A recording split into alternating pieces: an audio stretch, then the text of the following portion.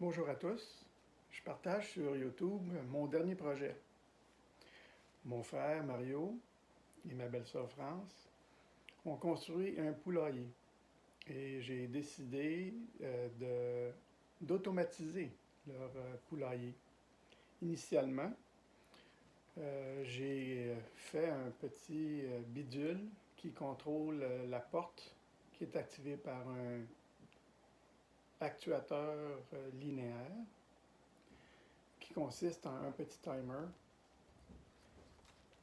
avec une switch off qui ouvre la porte et la ferme à des heures spécifiques.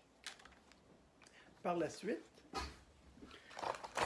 ayant beaucoup de temps à perdre, j'ai développé une solution un peu plus sophistiquée.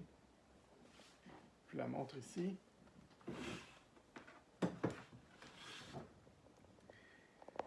La solution consiste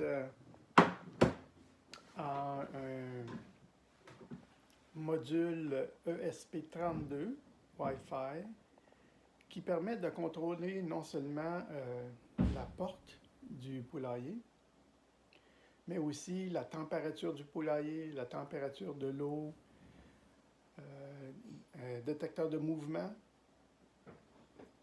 ainsi que plusieurs sondes pour la température, l'humidité, l'intensité lumineuse. L'appareil a la capacité d'utiliser 3 modes pour contrôler la porte. Elle peut contrôler la porte selon l'heure du jour, ou elle peut contrôler la porte par l'intensité lumineuse, une cellule photoélectrique, ou par l'utilisation d'un calcul du coucher du soleil et du lever du soleil, en utilisant la longitude et la latitude de la position du poulailler. Parce que j'utilise un module Wi-Fi, j'ai non seulement inclus dans l'appareil, dans mon projet, la possibilité d'envoyer des courriels à diverses adresses dans l'éventualité qu'une alarme survient. Et ça donne aussi la possibilité de contrôler mon appareil à partir d'un navigateur Internet. Donc, vous pouvez être dans une autre ville ou en vacances et quand même, depuis votre mobile ou d'un ordinateur portatif, contrôler et gérer votre poulailler. Lorsque vous accédez le serveur par l'adresse IP qui est affichée, vous serez présenté avec cette page-là. Ça, c'est une représentation de la page web du serveur par Windows 10. Vous verrez qu'il y a 5 boutons à la partie supérieure de la page. Le premier bouton qui est la configuration et la page qui est présentement affichée. La deuxième est une énumération de certaines informations courantes du poulailler, donc la date, l'heure, le système est actif depuis combien de temps, la température intérieure du poulailler ainsi que son taux d'humidité, la température de l'eau, le calcul du facteur humidex, le voltage de la batterie 12 volts, est-ce qu'il y a du courant domestique, donc du 120 volts, si oui ou non, le calcul du lever du soleil et ainsi que le calcul du coucher du soleil, qui utilise non seulement la date, l'heure et aussi la longitude et la latitude de l'emplacement du poulailler. Et finalement, la luminosité actuelle qui est donnée par une cellule photoélectrique. Un peu plus bas, vous voyez alarme. S'il y a des alarmes qui sont présentes, elles seront affichées à cet endroit. Le troisième bouton est de la documentation concernant le projet que j'ai fait. Le quatrième bouton est pour rafraîchir la page, donc elle envoie une demande, une requête au serveur pour avoir l'information la plus à date. Et le cinquième bouton est pour soumettre les modifications que vous avez faites dans la page de configuration. Par exemple, si vous vouliez ouvrir la page ouvrir la porte, on clique sur porte et on doit soumettre pour envoyer la requête au serveur du poulailler. Vous entendez présentement l'actuateur linéaire qui est en train d'ouvrir la porte. Et si je veux la fermer, je resoumets une demande et le serveur referme la porte. Les options de 1 à 7 permettent de savoir qu'est-ce qui est actif présentement au niveau du poulailler. Par exemple, si le chauffe-eau et la lumière intérieure est activée. Si je fais un rafraîchissement de la page, vous verrez que l'option 3 et 5 demeurent ouvertes. Donc, on sait qu'elles sont présentement actives au poulailler. Je vais juste les fermer. Les autres options sont les diverses méthodes d'automatisation de la porte du poulailler. Donc, en option 8, on utilise l'horloge pour pouvoir contrôler la porte, la fermeture et l'ouverture de la porte. Donc, on doit s'assurer que l'horloge est bien à l'heure courante et que les données dans l'option 11 et 12 sont configurées pour permettre l'ouverture de la porte à l'heure désirée. Donc, dans ce cas-ci, nous avons à 7 heures le matin, la porte s'ouvrait et à 7 heures le soir, la porte se fermerait. Dans la page Windows, les heures sont dans un mode de 24 heures, un format 24 heures. Sur un iPhone, par exemple, le mode est en mode 12 heures. Donc, vous verriez, si vous appuyez sur le petit cadran, pour Windows, la manière de changer l'heure est comme ceci. Et dans l'option iOS, iPhone, ce serait sur une étape, un format 12 heures, donc vous auriez aussi l'opportunité de choisir AM ou PM.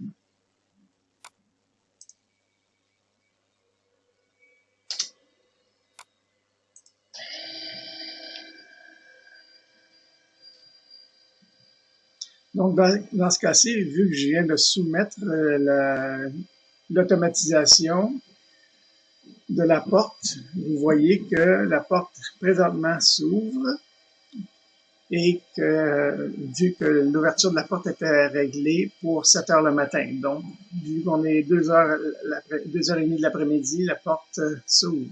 À 7 heures, elle devrait se fermer si on garde cette option. Je vais fermer cette option.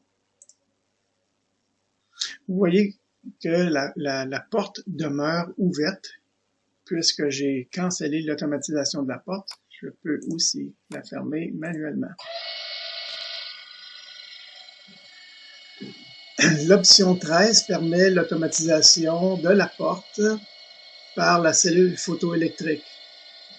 Nous devons, si on utilise cette option-là, utiliser l'option 14 et 15 pour déterminer le niveau de lumière, l'intensité lumineuse requise pour ouvrir la porte et la fermer.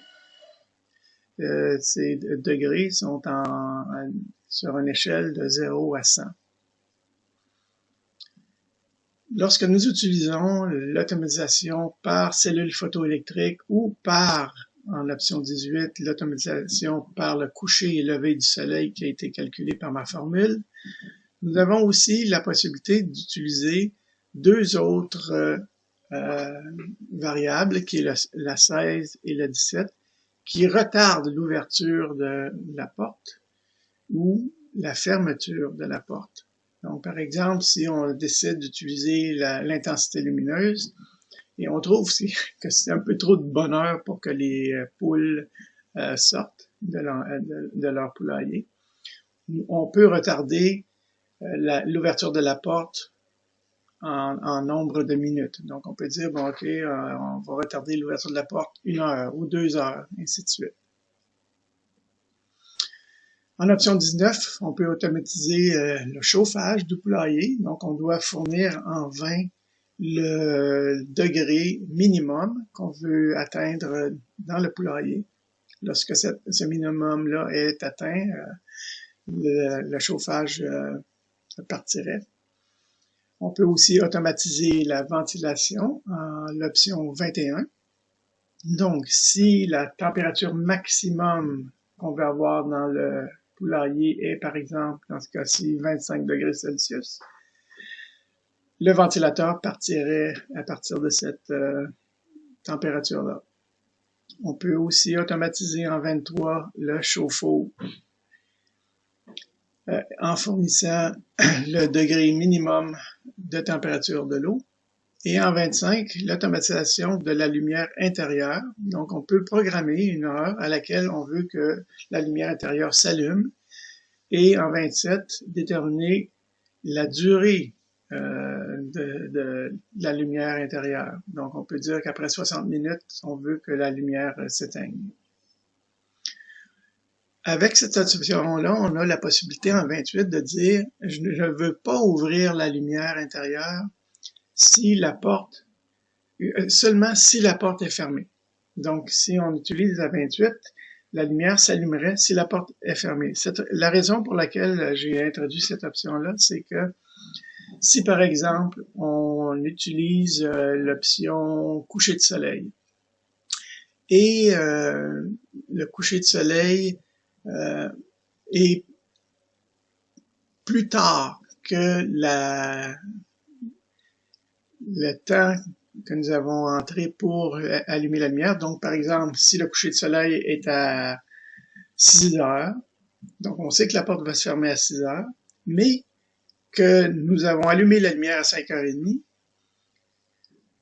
on veut pas que la lumière qui sort du poulailler éclaire l'enclos des poules. Donc, ceux-ci seraient peut-être tentés de rester à l'extérieur. Donc, si la porte est ouverte, cette option-là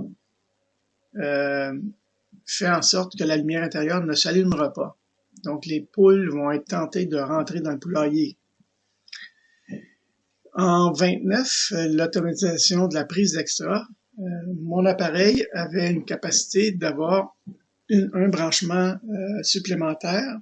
Donc, pour l'utiliser, j'ai configuré 2 autres variables en l'option 30 et 31 qui ouvrent cette prise-là et la ferment à une certaine heure. Ça peut être utilisé, par exemple, pour n'importe quelle solution. Ça pourrait être, si vous voulez donner de la musique, brancher une radio ou une autre lumière. À une certaine heure, la musique partirait et elle arrêterait à une certaine heure. Donc, ça donne la capacité d'utiliser cette prise-là à bon escient. En option 32, nous avons une sonnette extérieure. Donc, s'il y a une alarme, vous verrez plus loin, on peut configurer des alarmes. S'il y a des alarmes, on peut s'assurer qu'il y a une sonnette qui retentit. En 33, ça contrôle la fréquence de cette sonnette-là. Donc, s'il y a une alarme, par exemple, la batterie est faible, on veut pas que l'alarme sonne continuellement. Donc, elle va sonner pendant un certain nombre de secondes, qui est configuré en l'option 34. Et, dans ce cas-ci, on a dit 60 minutes plus tard, la sonnette va ressonner encore. Donc, elle a un cycle. En l'option 35, j'ai trouvé la possibilité de faire retentir une sonnette avant la fermeture de la porte. Donc, ça l'annonce que la porte va fermer dans un certain nombre de minutes qui est configuré en l'option 37. En 36, c'est le nombre de bips que la sonnette va retentir. Donc, les poules pourraient s'accoutumer à entendre cette sonnette-là s'ils sont à l'extérieur de l'enclos pour dire « Oh, la porte va fermer dans 5 minutes. » Donc, ils vont se rapprocher du poulailler pour intégrer le poulailler. En 38, c'est la configuration du serveur. Donc, c'est le SID, le SSID du réseau, de votre réseau local. Et en 39, la phrase ou le password que vous utilisez, le mot de passe que vous utilisez pour joindre votre réseau. En 40, lorsque le serveur du poulailler est opérationnel, elle aura acquis de votre routeur une adresse IP que vous pouvez utiliser pour accéder le poulailler avec votre navigateur web. Cette valeur-là n'est pas modifiable, c'est le serveur qui vous la fournit. En 41 est le compte Internet, le compte courriel que vous utiliserez que le serveur va utiliser pour envoyer les alertes. Dans ce cas-ci, j'ai utilisé un compte Gmail. Et en 42, le mot de passe du compte défini en 41. En 43, c'est où on entre les courriels qui vont recevoir les alertes. Si vous voulez envoyer les courriels à plusieurs personnes, vous pouvez séparer les diverses adresses courriels par une virgule. En 44 est la configuration du serveur SMTP du fournisseur que vous utilisez, dans mon cas Gmail, et le port du serveur de courriel. En 46 est la configuration d'une variable qui permet de contrôler la fréquence à laquelle les courriels vous alertant qu'une alerte est active. Par exemple, si le serveur détecte qu'il y a une alarme et que l'option d'envoyer un courriel est active, elle va envoyer le courriel aux adresses dans la section 43 et va attendre un autre X nombre de minutes qui est défini en 46 avant d'envoyer un prochain courriel. Donc, vous pouvez déterminer, par exemple, si vous voulez recevoir un courriel à chaque heure ou à chaque jour ou à chaque 3 jours, ainsi de suite. En 47, on décide de voir si on veut recevoir des alertes par courriel. Si cette option n'est pas cochée, vous ne recevrez pas de courriel. En 48, c'est pour activer la détection d'alerte de température intérieure du poulailler. En 49 et 47, on détermine la température maximum intérieure et la température minimum intérieure du poulailler. À l'extérieur de ces valeurs-là, une alerte sera activée. En 51, c'est l'activation des alertes pour la perte de courant 120 volts, donc le courant domestique. Il est à noter que si vous perdez le courant domestique, le poulailler, le contrôle de la porte du poulailler continuera vu qu'elle est alimentée par une batterie 12 volts. En 52, il y a un détecteur dans la porte. Si, par exemple, la porte devrait être fermée et ce contact-là ne se fait pas, une alerte retentira ou un courriel sera envoyé mentionnant que la porte n'est pas complètement fermée, donc il y a peut-être un objet ou de la neige ou quelque chose qui empêche la porte de se fermer complètement. En 53, une alerte pour la température de l'eau, donc on doit déterminer en 54 quelle est cette température minimum. En 55, dans mon système, il y a un détecteur de mouvement intégré Donc, on peut activer cette alarme-là. On doit déterminer en 56 s'il y a détection de mouvement, combien de temps on veut que cette alarme-là demeure. On peut aussi déterminer en 57 si on ne veut voir ces alarmes-là seulement si la porte est fermée. Donc, si les poules se promènent du poulailler à l'enclos, on ne veut pas que l'alarme retentisse, donc on peut choisir cette option-là. En 58, si il y a détection de mouvement, est-ce qu'on veut ouvrir la lumière extérieure? Donc, le système le permet. En 59, c'est pour activer l'alerte en cas de faible voltage de la batterie 12 volts. Donc, en 60, on détermine quel est le niveau de volts qu'on veut activer l'alarme. Dans ce cas-ci, j'ai mis 10 volts. Le système interne de l'application ne demande que 5 volts. Par contre, l'actuateur linéaire, lui, demande 12 volts. Donc, on peut régler cette option-là au niveau où on veut. En 61, à l'extérieur, il y a un boîtier contenant des diodes électroluminescents, des DEL, donc qui peut être de la couleur rouge, bleu et vert. Lorsqu'on active cette fonction-là, les LED vont fonctionner. Donc, si la porte est fermée, le LED sera en vert. Si la porte est ouverte, ce sera en bleu. Et s'il y a une alerte existante, elle sera rouge. L'option 62, chaque fois qu'on utilise une valeur pour les températures, on peut s'assurer que la température donnée qu'on a configurée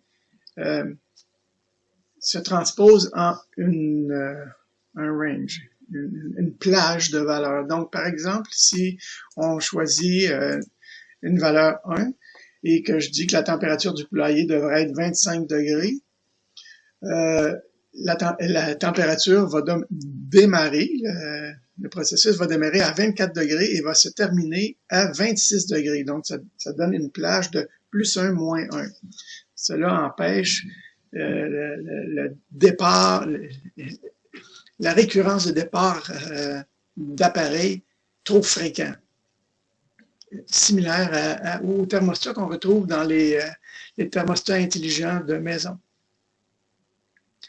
En 63, et le délai de vérification des actions, donc le système, à chaque X nombre de secondes, va vérifier si une alarme est existante, ainsi de suite. Donc, on peut changer cette valeur-là. Donc, ici, avec une valeur de 5, à chaque 5 secondes, le système vérifie s'il y a des actions à entreprendre ou, par exemple, va vérifier les températures de l'eau, du poulailler et s'il y a détection de mouvement. En 3, l'option 64, la réécriture d'écran. Donc, bien que le système va vérifier à chaque X nombre de secondes la valeur de ces sondes, la réécriture sur les écrans ACL ne se fera qu'à chaque 3 secondes. En 65, cette option permet de sauvegarder toutes les valeurs de configuration que vous avez modifiées en mémoire. Dans l'éventualité où vous ne les sauvegardez pas et que l'appareil, pour une raison ou pour une autre, perd son courant, donc si vous fermez l'appareil, si vous débranchez l'appareil, s'il y a une panne et que la batterie n'était pas suffisamment chargée, les valeurs par défaut codées dans le programme auront prédominance. Donc, elles vont être utilisées pour redémarrer l'appareil et vous aurez perdu ce que vous avez modifié. Donc, il est fortement recommandé, une fois que vous avez configuré le poulailler avec les valeurs que vous préférez, de sauvegarder au moins une fois ces données-là en mémoire non volatile pour que lors du prochain démarrage, ces valeurs soient utilisées. Et en 66, vous pouvez redémarrer l'appareil à distance. Dans l'éventualité où il y a un bug ou par exemple, il y aurait quelque chose qui ne fonctionnerait pas bien, vous pouvez le repartir à partir de cette option-là.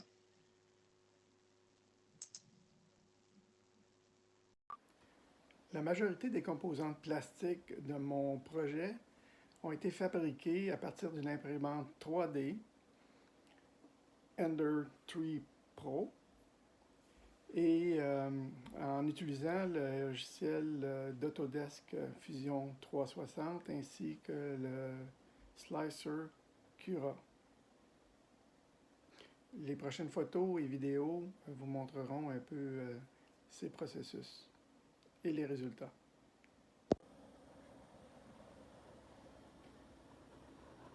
Celui-ci est le détecteur de mouvement avec un LED intégré. Et celui-ci est un boîtier contenant la sonnette, un piézoélectrique actif.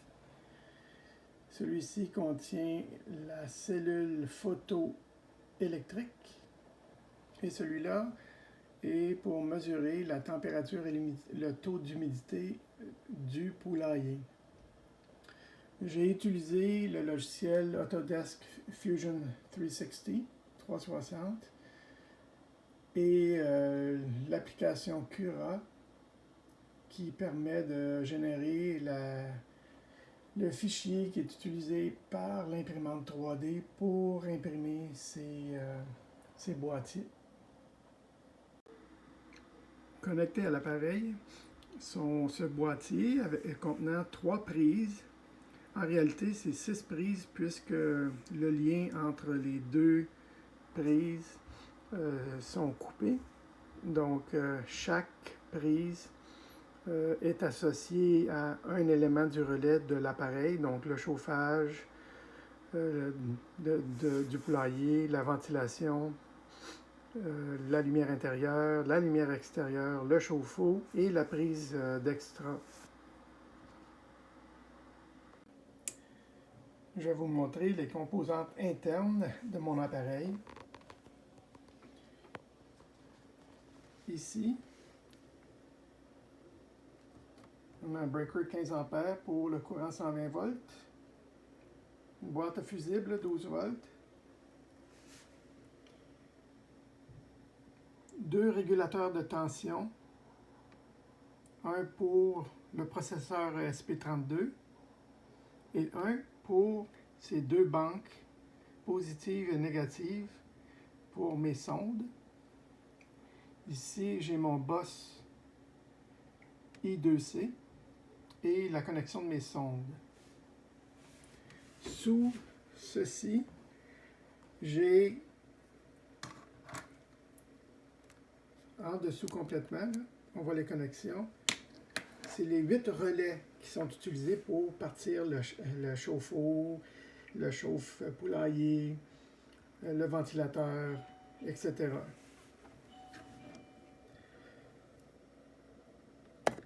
En dessous,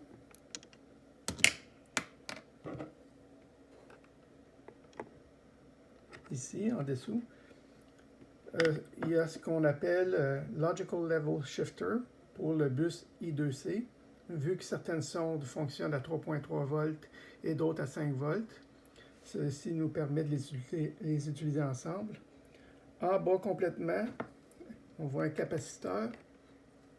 C'est le circuit que j'ai fabriqué pour vérifier l'état du courant domestique, le 120 volts. Donc, ça utilise un optocoupler avec quelques résistances et un condensateur.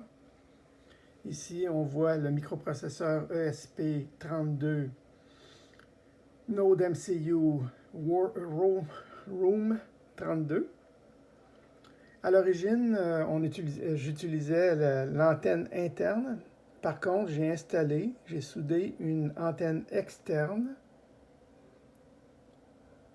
sur le module.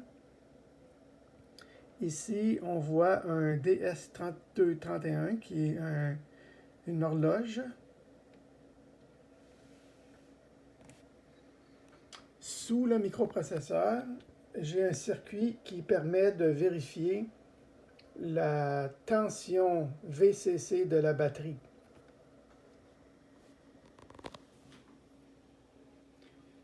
Ici, on a un module I2C qui est utilisé pour brancher le keypad.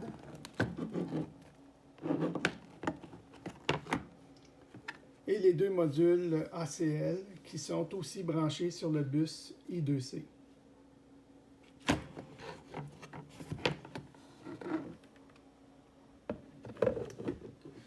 Sur le côté, on a un voltmètre qui permet de voir la tension de la batterie.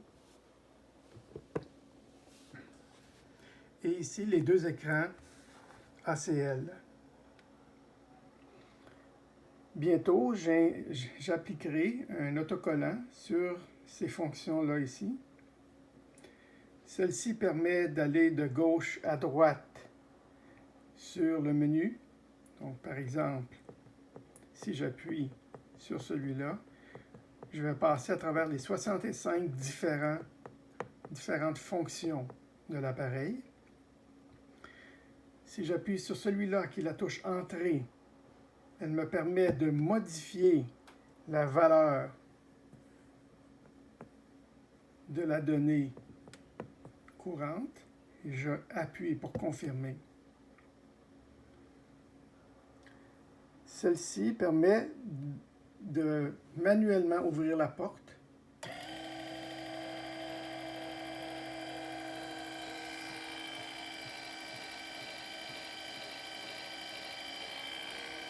Et si j'appuie, elle se referme. Lumière intérieure et lumière extérieure. Vous pouvez voir ici que les options qui sont actives sont listées sur la deuxième ligne. Par exemple, si j'appuie pour ouvrir la porte, on va voir la mention PO apparaître. Je la referme, elle va disparaître.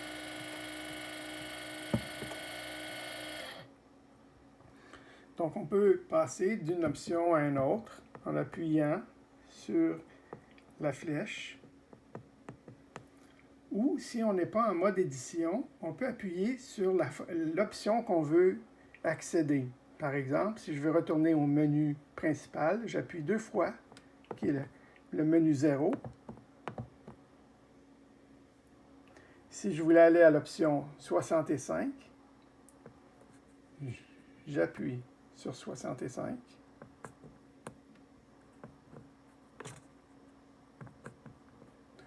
Oh. 33. 33. 63. Je devais attendre un petit peu.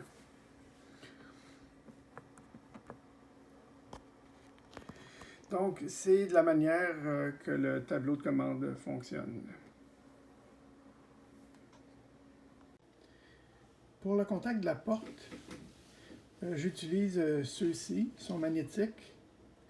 Je préfère ceux-ci comparativement aux contacts qu'on vend pour les systèmes de sécurité de portes ou fenêtres, car ceux-ci ont un duty cycle de 1 million, comparativement à certains contacts d'alarme de fenêtres que j'ai vus à si peu que 1000 contacts dans leur durée de vie.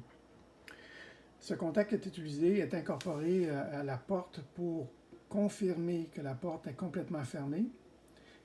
Dans le cas où la porte n'est pas complètement fermée, une alarme pourrait être déclenchée. Ça pourrait être de la neige, un objet qui est pris dans la porte. Lors du design et de la fabrication de mon appareil, je n'ai pas pris beaucoup de vidéos, mais j'ai pris des photos, donc les voici. Lors du visionnement des photos, vous allez probablement remarquer que je débute le projet avec une carte Arduino Mega 2650 et plus tard, j'ai une carte ESP32, une autre MCU ROM. La raison est fort simple. La carte ESP32 a intégré le Wi-Fi, le Bluetooth, que je n'utilise pas. Et aussi, elle a beaucoup plus de mémoire et plus rapide que la carte Arduino Mega. Donc, pour cette raison, la suite de mon projet est basée sur le ESP32.